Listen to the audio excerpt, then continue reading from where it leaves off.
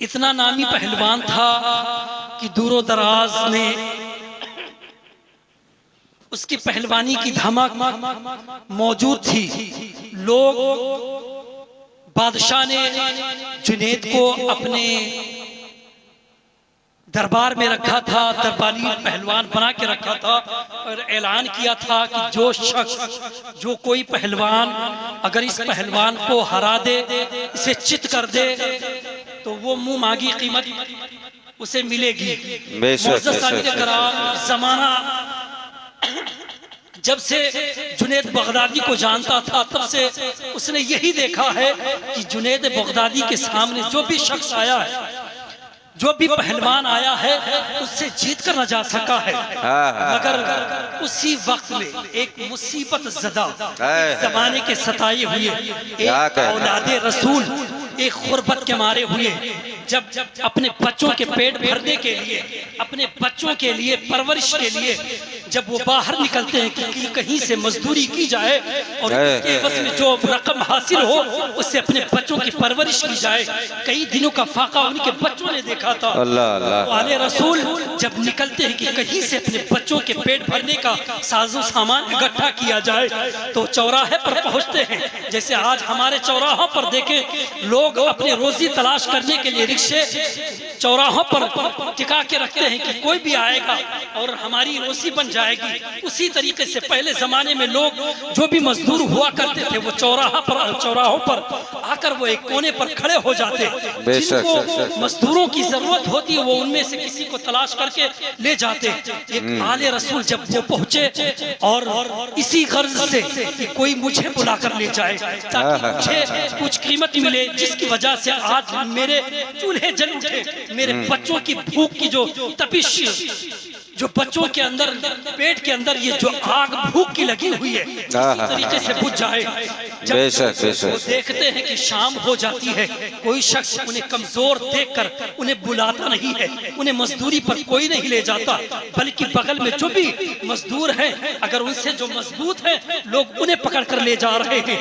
ये देखते हैं, अब सोचते हैं कि किस तरीके से घर जाऊं, बच्चे बिलबिला उठेंगे, बच्चे भूख के मारे उनके जब मुरझाए हुए चेहरे सामने आएंगे तो फिर क्या बनेगा, ये सोचते हैं। और तभी क्या सुनते हैं कि आज मुकाबला होने वाला है, आज पहलवानी होने वाली है, बादशाह पहलवानी करवा रहा है और उसमें अपना एक पहलवान रखा है जिसका नाम जुनैद है। अगर उससे कोई जीत जाए तो मुंह मांगी कीमत मिलेगी, और वहां पर अगर कोई जुनैद बगदादी से जीत जाए तो मुंह मांगी कीमत तो अलग की बात है। लोग जो इमदाद करेंगे, लोग जो उस खुशी में इनाम देंगे वही काफी होगा घर चलाने के लिए। सुनते हैं तो चल देते हैं कि चलकर किसी तरीके से मुकाबला किया जाए। जाकर अपना नाम लिखवाते हैं, नाम लिखवाते हैं कि मैं मुकाबला करूंगा। दिन तारीख रखी जाती है कि फला के दिन एक साहब आएंगे और उनसे मुकाबला होगा। लोग जब वो तारीख और वो दिन जब आती है तो लोग मुंतजिर हैं कि आज जुनैद बगदादी से कौन मुकाबला करने वाला है। जब लोग देखते हैं कि कमजोर, ज़ईफ और बहुत ही लागर शख्स सामने मौजूद है, जब लोगों ने देखा कि जुनैद बगदादी से पहलवानी करने के लिए एक कमजोर शख्स मौजूद है, तो लोगों ने ठाटे मारकर हंसना शुरू कर दिया कि आज तक कोई पहलवान कितना भी मजबूत हो जुनैद बगदादी से आगे ना जा सका है।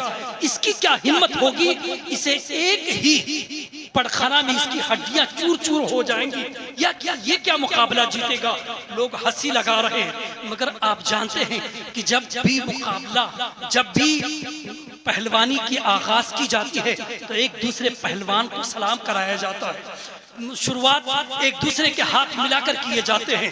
जब दोनों के हाथ मिलाए गए, जुनैद बगदादी उधर आले रसूल पाक की औलाद, इधर जुनैद बगदादी, जब सलाम के लिए हाथ मिलाया जाता है उसी वक्त में वो आले रसूल जुनैद बगदादी के कान में ऐलान करते हैं, कान में एक सरगोशी करते हैं और कहते हैं, तू जानता नहीं है मैं तुझसे लड़ाई करने के लिए नहीं आया हूँ, मुझ में ये हिम्मत नहीं कि मैं तुझे पटक सकूं, मैं मैं इस गर्ज से आया हूँ, मैं आले रसूल हूँ, मैं अपने बच्चों के पेट को, अपने बच्चों के मुरझाए हुए चेहरों को देखकर बर्दाश्त न कर सका। मैं इस गर्ज से आया हूँ कि तू जुनैद बगदादी है। मैंने सुना है कि तू मोहम्मद रसूलुल्लाह सल्लल्लाहु अलैहि वसल्लम है, तो जरूर उनकी आल से भी मोहब्बत करता है। अगर तू सिर्फ मेरे लिए, सिर्फ मेरे बच्चों के खातिर अगर तू हार जाए तो मैं तुझे मैदान महशर में नबी करीम सल्लल्लाहु अलैहि वसल्लम के हाथ मुबारक से, दस्ते मुबारक से तेरे सर पर वो ताजपोशी करवाऊंगा।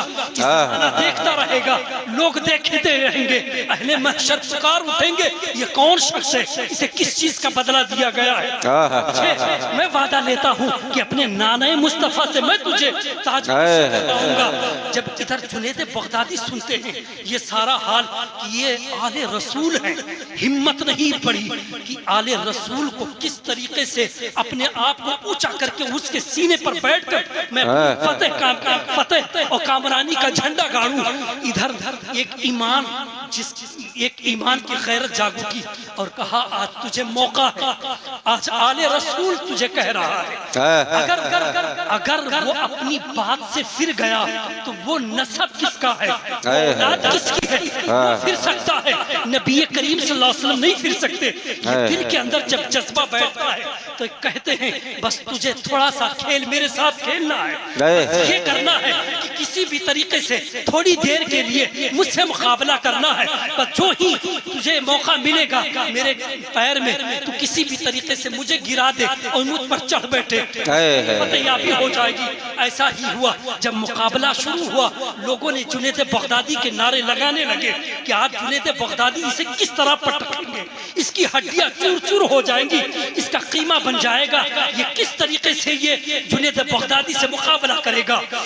जमाना देखता है कि थोड़ी देर एक दूसरे में झड़प होती है, एक दूसरे से उलझते हैं। थोड़ी देर में आन के आन में क्या देखते हैं कि वही जो एक लागर, एक कमजोर जो शख्स आया था जुनैद बगदादी को उसे गिरा दिया। क्या कहने चल बैठा। लोगों ने जब ये देखा तो नारे लगाने लगे, उस आले रसूल को कांधों पर उठा लिया और जमाने ने उसकी तारीफ की और उसे इनाम और इकराम से नवाजा गया। उधर जुनैद बगदादी, जब आज तक जुनैद बगदादी ने एक भी पहलवानी हारी नहीं थी, आज पहली बार जब हारी तो लोगों ने उन्हें मलामत करने लगे, लोग उन पर थू थू करने लगे। आज तक तू सबसे लड़ता रहा, जीतता रहा, आज कमजोर से तू हार गया, तू बादशाह का नाम मिटा दिया है। लोगों ने उस पर जुनैद बगदादी पर थू थू करने लगे कि उसके नाम को लोगों ने इस तरीके से अपना रुख फेरा कि हजरत जुनैद बगदादी ने लोगों के रुख फेरते हुए देखा तो आंखों में आंसू आ गए। मगर क्या करते, इधर जो आले रसूल का ये जो जज्बा दिल के अंदर बैठा था कि जो बात दिल के अंदर बैठ चुकी थी, घर